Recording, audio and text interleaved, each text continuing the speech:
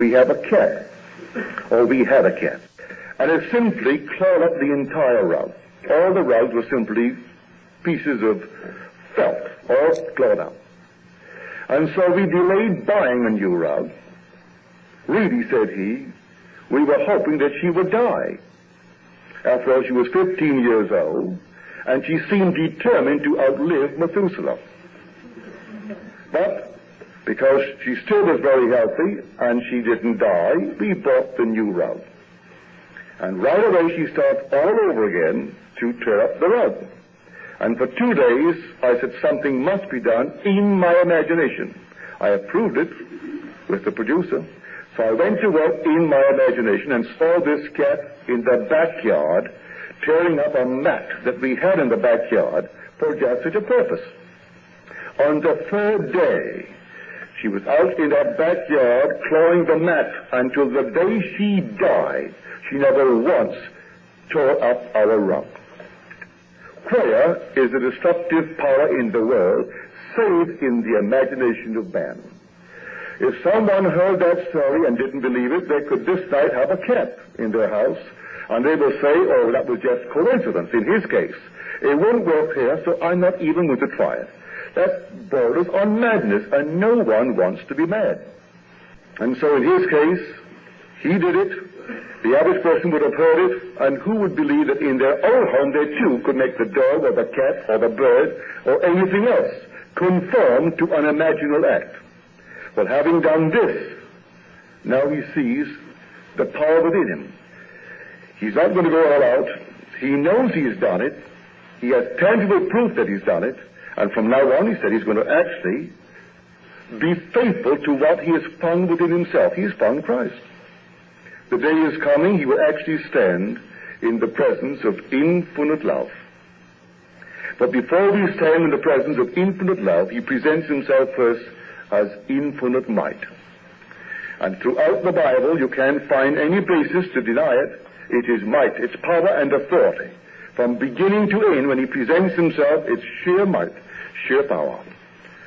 Until one day, man will see that this power on this level, and in many levels below, resolves itself into infinite love. And it's man, and it's the being that you're moving towards, and it's God the Father. So here, in his own case, it scared him, or rather it depressed him, to think that such power was in man. And yet, it's no other place. It's only in man, because the power of which we speak, the greatest power in the world, really the only power, is your own wonderful human imagination. Now, the lady whose story I told first, Jan said at this present job of hers, this little boy came home from school, and the high winds we've been having took the aerial down and flattened it. It's still on the ground, she said. And so she tried the TV, and there was no TV. She tried it, and there was no TV. The little boy came home and she said, oh, Lord, he's going to be so disappointed because he's back from school and he wants to see the TV. So the aerial flattened. Then he put his 2 hands on the top of the machine and just put them there. And she said to him, you know, there's going to be no picture. Oh, he said, oh, yes, there will be. That does it. And she said, what does it? Said, my imagination. I just imagined it. He'll do it. He came back, got in front of the picture with Jan, and here comes this beautiful picture. Now, Jan couldn't do it, and yet she knows this principle, but she's an adult now. We become adulterated as we grow in this world. The little child could actually believe that that power in his hand was all his imagination. He'll do it. And Jan told me over the telephone, because she's working, she can't come here now, that the little boy only put his hand on it and swore that here would come a picture. And the picture came, to Jan's amazement, but not to the boy. He sat and looked at it, and Jan sat there bewildered, the one who has the thing now to go to Egypt. Now, to come back to the gentleman's story. Said, I saw an ad of a Swiss record changer. And so I went over to my electronics dealer, and I told him that I would like one. He said, they aren't in the country, and they will be possibly a few weeks before they get here. Well, we have 11 orders so far. Would you like to order one? He said, yes, I'd like to order one. So he ordered one. So he said, at the end of the month, he received the bill for $375 for the changer. Well, he hadn't received the instrument, so he called up the office. And they apologized. They said that the girl mistook the order for a sale. And so, we have bad news for you, said the girl. It will not be here for 3 or 4 months. But they corrected their mistake. It was not a bill. It was simply an order that they had misinterpreted. He then said to himself, I will now look around the house, and spent 3 days instead of writing to see where he's going to put the outlet for this machine. And when he decided where he'd put it, he called the electricians and had them bore a hole through the wall to put in the cable for this changer. Now he said, I will need a stand for it. So he went out looking for a stand. Went to all the places, and one salesman said, what kind of a machine have you? Because you don't like these stands. So he told the nature of the machine. The man said, if you have one, it's a miracle because there aren't any in the country. And they would be here for 3 or 4 months. Which was only confirmation of what the agency said. He said, all right, I can't find the stand, I will design one. So he designed the stand and had it made. When the stand came and he placed it where he intended putting the machine, he said to himself, I will now see the machine there, which he did. Now he said, now that I have the machine, it is only fair to pay the bill. So he sat down and wrote the check out and sent the check off to the electronic firm for his $370 in full for his machine. 2 days after this, they called him to say, we have your record changer. He wondered why.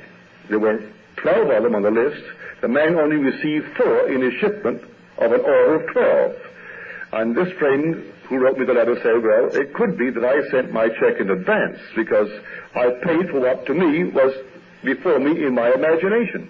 It could be that, on the other hand, I'm not asking questions. Why he gave me the first one in, and why he jumped me from 12 to number 1.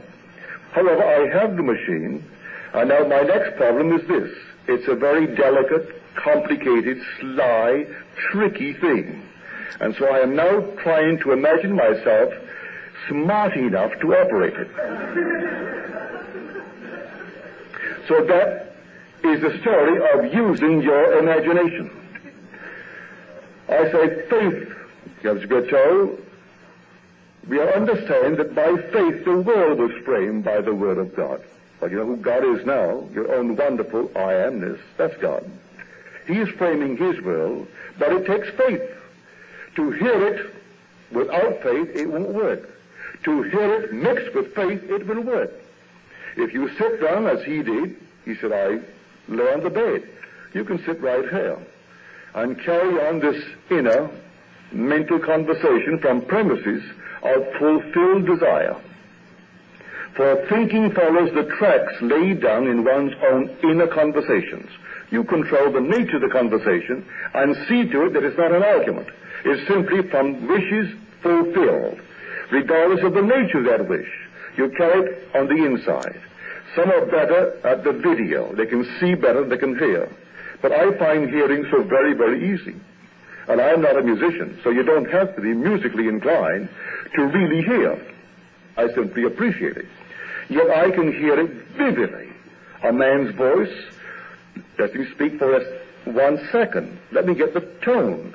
Then put upon that tone any word I want to hear, and I hear it as though he were here.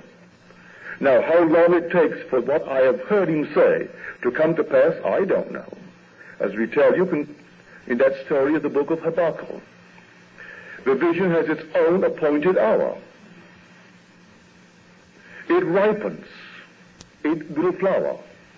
If it be long, then wait, for it is sure, and it will not be late.